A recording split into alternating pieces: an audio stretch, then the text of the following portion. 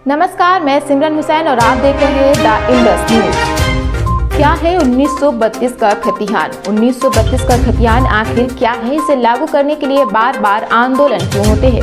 चलिए पहले झारखंड का इतिहास जानें। झारखंड आदिवासी बहुल राज्य है। इसके पीछे की अपनी प्राचीन इतिहास है। यह राज्य पूर्ण रूप से वन और पहाड़ी से घिरा है तथा वन और पहाड़ी की बहुलता ने इन्हें आदिम जनजाति को यहाँ बसने के लिए आकर्षित किया।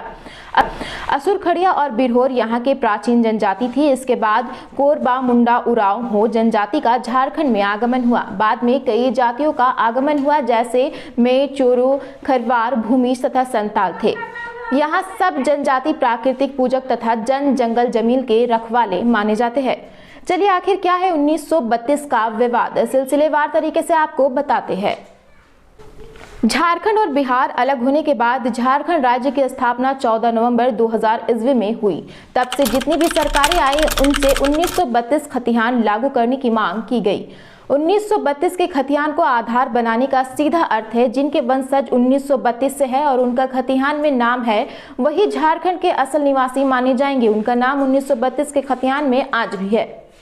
अगर 1932 खतियान लागू होगा तब जो लोग झारखंड में बहुत पहले से बसे हैं लेकिन खतियान में नाम नहीं है, वह कोई सरकारी सुविधा नहीं ले पाएंगे, मतलब सरकारी नौकरी के लिए भी आवेदन नहीं कर सकते और सरकार द्वारा कई योजना का लाभ भी नहीं उठा पाएंगे। ऐसे में जो पहले से बसे हैं उनके लिए यह समस्या खड़ी हो जाएगी।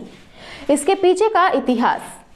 छोटा नागपुर काश्तकारी अधिनियम 1909 यह कानून आदिवासी को खुश करने के लिए लाया गया था। आदिवासी को शोषण और भेदभाव के खिलाफ बिरसा मुंडा द्वारा किए गए संघर्ष के फलस्वरूप वर्ष 1908 में छोटा नागपुर काश्तकारी अधिनियम पारित हुआ। इसी एक्ट में मंजूरी खुटिंगदार का प्रावधान किया गया। इसमें व्यवस्था की गई जिसके जरिए आदिवासी की जमीन को गैर आदिवासी के हाथों में जाने के लिए रोका गया और आज भी खतियान यहाँ के भूमि अधिकारों का मूल संविधान है।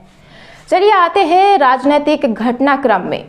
2002 में तत्काल मुख्यमंत्री बाबूलाल मरांडी के समय स्थानीयता को लेकर उन्होंने 1932 के खतियान को आधार बनाना चाहा, लेकिन इस पर विवाद बढ़ गया और पक्ष विपक्ष में खूब प्रदर्शन हुआ। कई जगह में झड़प हुई तो कई लोगों की मौत हुई। झारखंड हाई कोर्ट ने मामला को संज्ञान लेते हुए 1932 को अमान्य घोषित करते हुए रद्द कर दिया। इसके बाद अर्जुन मुंडा मुख्यमंत्री बने। स्थानीय नीति तय करने के लिए 3 सदस्य की कमेटी बनी, लेकिन रिपोर्ट पेश की गई। इस बार आगे कुछ भी नहीं हो सका। 2014 में रघुवर दास की सरकार सत्ता में आई और राज्य में 2018 में अस्थायी नीति की घोषणा की गई, जिसमें 1985 को आधार बनाया गया, जिसमें 1985 के समय से राज्य में रहने वाले सभी लोगों को अस्थायी माना जाएगा।